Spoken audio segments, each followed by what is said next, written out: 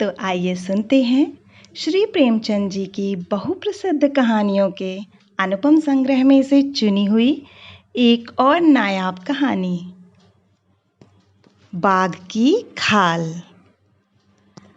रांची से लेकर चक्रधरपुर तक घना जंगल है। उसकी लंबाई कोई 75 मील होगी। इस जंगल में तरह तरह के जानवर रहते हैं। उनमें बाघ सबसे खौफनाक होता है। कई साल हुए मेरा एक दोस्त और मैं रांची के एक दफ्तर में काम करते थे। हम दोनों चक्रधरपुर के रहने वाले थे। जब दफ्तर में छुट्टियां हो जाती तो हम दोनों घर चले जाते थे। वहाँ रेलवे लाइन है, एक मोटर बस चला करती है। एक बार हम दोनों को एक बड़े ज़रूरी काम से घर जाना पड़ा। संयोग से उस दिन मोटर बस भी ना मिली। आखिर यह तय किया गया कि पैर गाड़ी पर चलें। हिसाब लगाकर देखा कि अगर बीच में कहीं न ठहरे तो 9-10 घंटों में पहुंच जाएंगे। आखिर कुछ खाने पीने का सामान लेकर हम दोनों साइकिल पर सवार होकर शाम को 6 बजे निकल खड़े हुए। उजाली रात थी। मील भर जाने के बाद चांद निकल आया। आसपास की पहाड़ियां दिखाई देने लगीं। चारों ओर सन्नाटा छाया हुआ था और उस सन्नाटे को चीरती हुई हमारी साइकिलें सन सन चली जा रही थीं। थोड़ी थोड़ी दूर पर जंगली आदमियों की बस्तियां मिल जाती थीं। उनकी झोपड़ियों से ढोल झौर बांसुरी की मीठी मीठी आवाजें आ जाती थीं।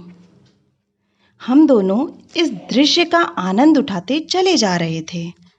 अचानक मेरे दोस्त को कै आ गई और वह साइकिल पर से गिर पड़ा। उसका यह हाल देखकर मेरी जान सूख गई। उसे तो हैजा हो गया था। अब क्या करूं? ना कोई बस्ती ना गांव। उसे कहाँ ले जाऊं? कुछ समझ में ना आता था। मैंने अपने दोस्त का नाम लेकर पुकारा, मगर उसके मुंह से कोई आवाज ना निकली। वह दर्द भरी आंखों से मेरी तरफ देखने लगा। उसकी यह दशा देखकर मुझे भी रोना आ रहा था। फिर सोचा, रोने से क्या होगा? देखूं यहाँ नजदीक कोई गांव है या नहीं। शायद किसी से कुछ मदद मिल जाए। मैंने अपने दोस्त से फिर पूछा, भाई तुम्हारा जी कैसा है? कुछ तो बताओ। फिर भी कोई जवाब नहीं। मैंने उसकी नाड़ी पर हाथ रखा। नाड़ी का कहीं पता नहीं। हाँ, सांस चल रही थी। सोचने लगा, इसे छोड़कर कैसे जाऊं? कोई जंगली जानवर आ पहुंचे तो लाश का भी पता न चले। आखिर मैंने दोनों पैर गाड़ियों पर एक पेड़ से सहारे से खड़ा किया और अपने दोस्त को उस पर लिटाकर किसी गांव की तलाश में निकला। रास्ते में बार बार अपने दोस्त का ख्याल आने लगा। चारों ओर घना जंगल, पेड़ों के नीचे बड़ी मुश्किल से रोशनी पहुंचती थी। रास्ता ना दिखाई देता था। अचानक मैं एक पत्थर से ठोकर खाकर गिर पड़ा। चोट तो ज़्यादा ना आई, मगर हाथ पांव कुछ छिल गए। मैं फिर उठा कि एकाएक कुछ आहट पाकर पीछे की ओर ताका। क्या देखता हूँ कि कोई 15 गज की दूरी पर एक बाघ खड़ा है। मेरे तो होश उड़ गए। ऐसा जान पड़ा जैसे बदन में खून नहीं है। सांस तक बंद हो गई। मुझे खड़ा देखकर वह भी रुक गया। फिर मैंने सोचा कि शायद मुझे भ्रम हो गया है। शायद मैं किसी पेड़ की परछाई को बाघ समझ रहा हूँ। यह सोचकर मैं फिर आगे बढ़ा, मगर आंखें पीछे ही लगी रहीं। अब की बार सचमुच मुझे पत्तों की गड़गड़ाहट सुनाई दी। मैंने फिर पीछे की ओर देखा। बाघ मेरे पीछे पीछे चला आ रहा था।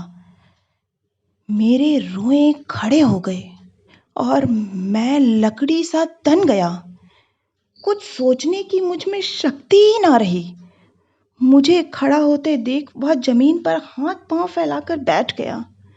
मुझे अब जान की कोई आशा ना रही। नाता मेरे पास कोई पिस्टल थी और ना चाकू। ना मालूम क्या सोचकर मैं बड़े जोर से चिल्ला उठा।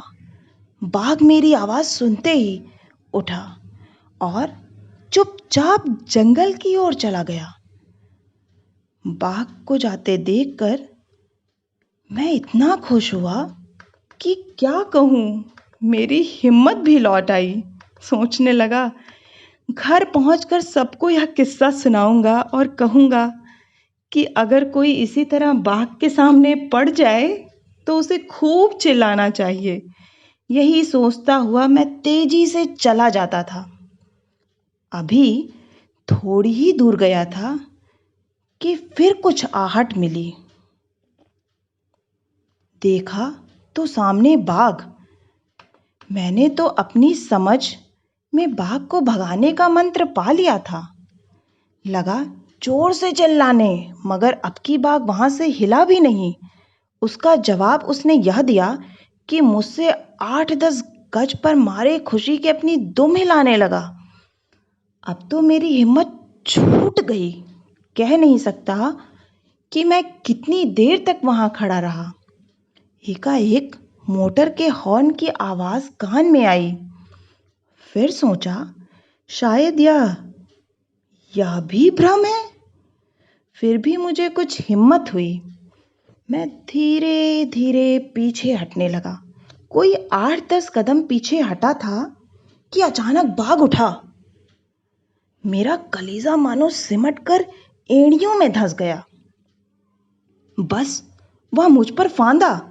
मैंने झट आंखें बंद कर ली और दोनों हाथों से सर पकड़ लिया।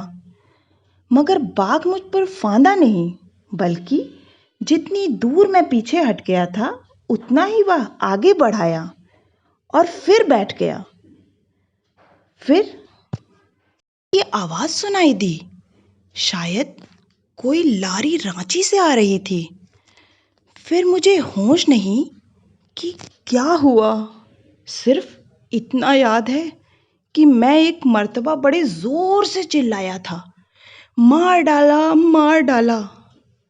जब मुझे होश आया तो मैंने देखा कि मेरा सिर किसी की जांघ पर रखा हुआ है और आसपास कई आदमी खड़े हैं। मेरा दोस्त भी वहीं बैठा हुआ है। मैंने उनसे थोड़ा पानी मांगा। उन्होंने मुझे गर्म दूध निकाल कर पिलाया। बात को मुझे मालूम हुआ कि यह साहब इंजीनियर थे। अपने 3-4 दोस्तों के साथ टाटा नगर जा रहे थे।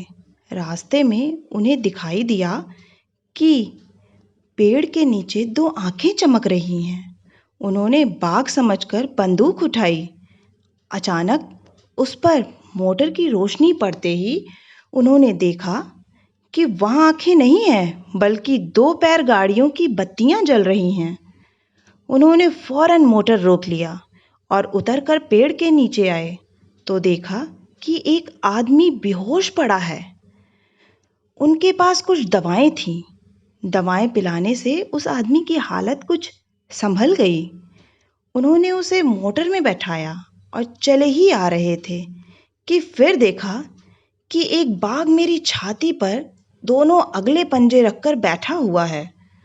मोटर के करीब आते ही बाघ ने मुझे छोड़ दिया और भागा। मगर इंजीनियर साहब की बंदूक ने उसे ठंडा कर दिया। उन्हीं की मदद से हम दोनों घर पहुंचे। मेरे सारे कपड़े खून से तर थे। छाती में जख्म हो गया था। कई दिन मरहम पट्टी करने के बाद मैं अच्छा होकर फिर रांची लौटा। उसके थोड़े ही दिनों बाद इंजीनियर साहब ने मुझे एक बाघ की खाल भेज दी और लिखा कि वह उसी बाघ की खाल है। यह खाल अभी तक मेरे पास मौजूद है। आशा है कि आप सभी श्रोतागण को यह कहानी पसंद आई होगी। अगर पसंद आई है तो दोबारा आगे आने वाली सभी नई कहानियों को सुनने का आप सभी से विनम्र आग्रह है। बहुत बहुत धन्यवाद।